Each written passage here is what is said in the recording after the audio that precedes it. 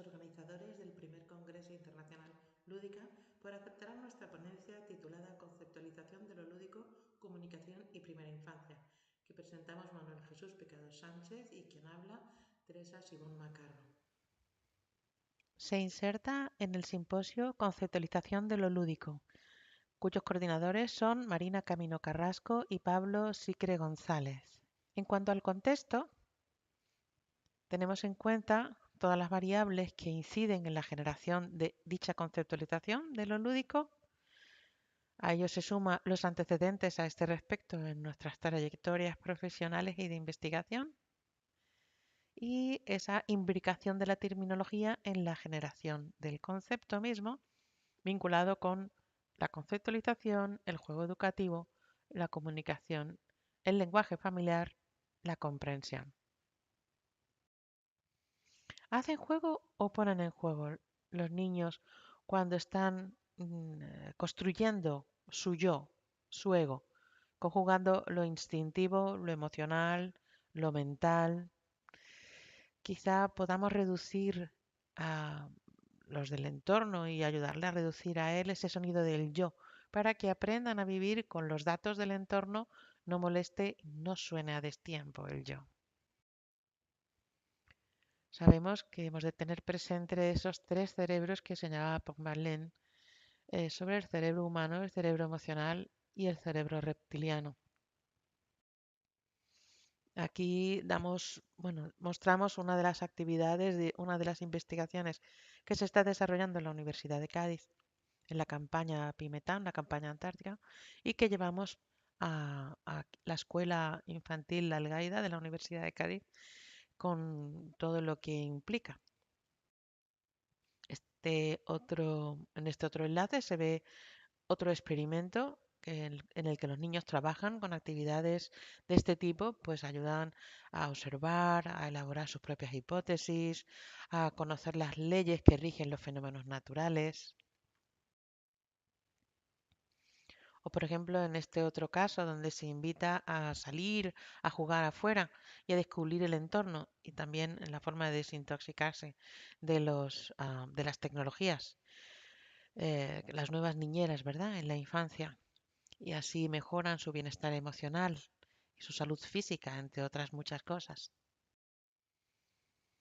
En tanto a los objetivos de la ponencia, nos propusimos definir un concepto como juego basado en las experiencias lúdicas durante la primera infancia.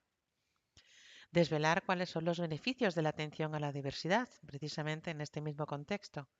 Justificar la relevancia de contemplar esta variable juego-trabajo en el aprendizaje y durante la comunicación. Identificar la relación de el yo con el hecho de definir el otro y lo otro. Adentrándonos en el proceso, el logro es mediante el juego a través de los retos, de suscitar esas estrategias para favorecer las áreas cognitivas, emocionales y motrices de los menores, atender a la diversidad, pero de manera individualizada, como siempre se insiste desde la primera infancia, durante todo este primer proceso, y el dominio del conocimiento de el otro, que lleve a relegar el yo en beneficio de precisamente el otro, distanciarse. Claro, es un proceso complejo, es un proceso que exige experiencia y para los mayores del entorno pues nos exige observación, conjugando los cinco sentidos. Y se van suscitando esas dudas y esas posibles ideas para encauzar cómo canalizar de manera óptima la definición de lo lúdico desde la misma experiencia de cómo viven los niños el juego. Siguiendo con el proceso, sabernos meter en los zapatos de otro. Por ejemplo, escuchando música, en los juegos de dados, nosotros en nuestro caso a pie de playa, en ese reconfortante abrazo, con la comunicación desde el abrazo, el descubrimiento del sistema de escritura. Son pasos que hemos de darlo desde el otro. En nuestro idioma, el primer paso posiblemente sea consultar la Real Academia y ahí nos hemos centrado en la entrada, la voz, definir, conceptualizar, juego y de su mano hemos descubierto todas las alternativas de juego y todas las variables de juego que una obra de esta envergadura puede ofrecer. En este caso, pues podríamos hablar del juego de ingenio, ¿verdad? El juego de la campana, juego de niños como una forma de proceder sin ninguna dificultad, algo decir que sencillo. Juego de manos como los trucos de magia o juego de tira y afloja, es basado en una imagen de esos dos equipos que juegan para mover un pañuelo en una cuerda de un límite a otro, ese tira y afloja que practicamos en la vida real, cediendo o concediendo con ánimo de recuperar, el juego de rol, juego de pelota, pues de tenis de mesa, de goma espuma, de ping pong, juego de sociedad, que en este caso es mucho más complicado. Digamos que los niños lo podrán imitar, pero no alcanzar a comprender directamente. Juego de palabras, peligroso porque es una muestra de ingenio y de alarde, de dominio del idioma. Estas variables del juego no son para practicarlas con los niños, sino es todo lo que da de sí el juego en expresiones hechas, connotativas y la parte denotativa que hemos visto. Se ponen en juego todo aquello que el aprendiz es capaz de hacer con aquello que descubre que puede hacer y aquello que aún no sabe o aún no asume que no puede hacer. ¿No? Distintos tipos de juego y no, por supuesto, no hemos acabado con toda la tipología. Aquí entra en juego, en esta segunda parte, la versión de lo otro, teniendo en cuenta que parte del egocentrismo.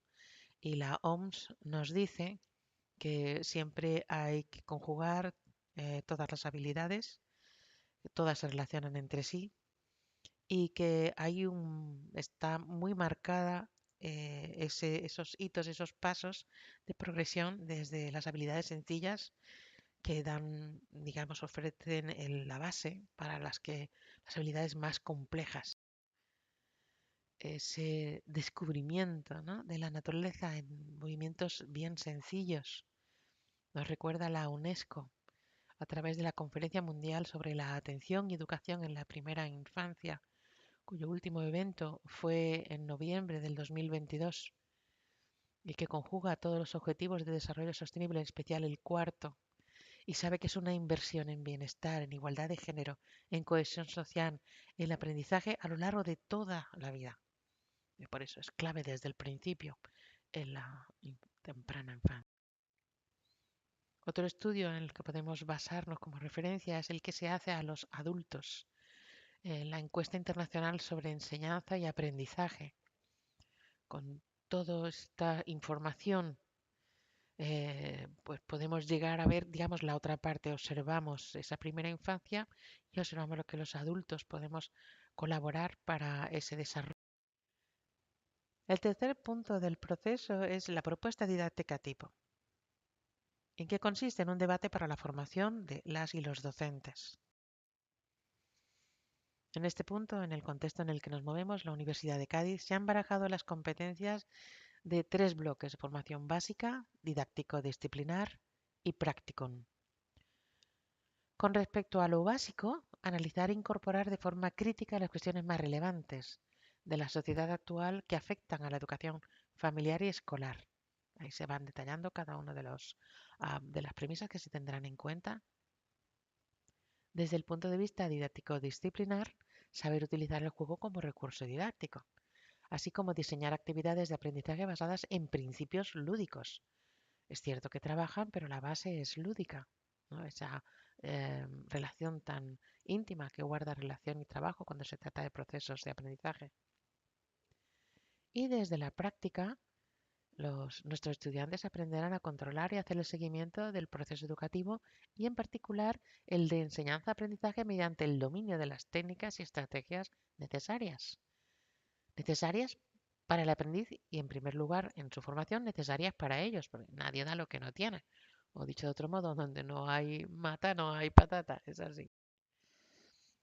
Con el foco en la comunicación con el entorno, estas serían las tres primeras preguntas que se plantearían en relación al concepto, las variables clave y el contexto sociocultural. Con respecto al foco en la comunicación y el desarrollo, pues manejamos la comunicación verbal, no verbal, gestual, simbólica, la vivencia del apego y la seguridad emocional, el desarrollo cognitivo, emocional y motriz, cómo impacta en el juego. Con el foco en la metodología y aplicaciones, el enfoque exploratorio y descriptivo, cómo la observación sistematizada ayuda al docente a identificar el valor del juego, bueno, el docente o si hace homeschooling, los adultos de su hogar. También en este bloque la última, las buenas prácticas educativas en contexto de inmigración. Desde las estrategias críticas y reflexivas, estas son las tres preguntas: atender a la edad, la incidencia de las tecnologías en la infancia y cómo los educadores se enfrentan a los desafíos por incorporar el juego como herramienta de aprendizaje en distintos contextos. En relación a los resultados, destacamos la articulación de la observación o sistematizada por consenso, en tanto que es una herramienta que objetivamente beneficia al descubrimiento de todos los aprendizajes durante la infancia, y nosotros lo hemos de trabajar con los futuros maestros para que así sea. También la selección de medios que sirven para favorecer los procesos comunicativos a partir del juego. Y el descubrimiento de cómo la comunicación entre iguales y la comunicación vertical sustenta el desarrollo de lo verbal, lo no verbal, lo gestual, lo simbólico o el valor del silencio. El primer punto de la discusión se cifra en los beneficios de la aplicación del juego, las formas de comunicación que hay en juego y cómo incide en el desarrollo del lenguaje y en la socialización. Como punto de discusión 2, diríamos cómo lo lúdico entra en proceso con una inversión de tiempo extra y poniendo en juego también nuestra capacidad de comunicar lo que se quiere conseguir a través del juego. Y en esa discusión también surgen los desafíos y reflexiones para la asimilación de saberes durante la infancia. Al final, ¿recuerdan lo aprendido o recuerdan lo que han jugado o recuerdan a partir de lo que han jugado lo que han aprendido? Con los mayores, con nuestros alumnos en formación, sabemos lo que sucede. A veces en la cabeza de los niños pequeños no tenemos tan claro lo que sucede hasta que no hay juegos en una secuencia de objetivos contenidos concreta donde repercute lo anterior, como hemos dicho antes, las habilidades más sencillas, en un aprendizaje que a la fuerza ha de venir después, porque tiene mayor complejidad. Entre las conclusiones destacaríamos todas ellas que se relacionan entre sí: la herramienta esencial para el desarrollo integral de los niños, refuerzo del apego, de la seguridad emocional, el facilitador de la socialización, el generador de las mejores prácticas pedagógicas y cómo fortalecer el yo desde la visión de lo otro con el otro en contextos de diversidad cultural e inmigración. En este QR pueden tener acceso a la bibliografía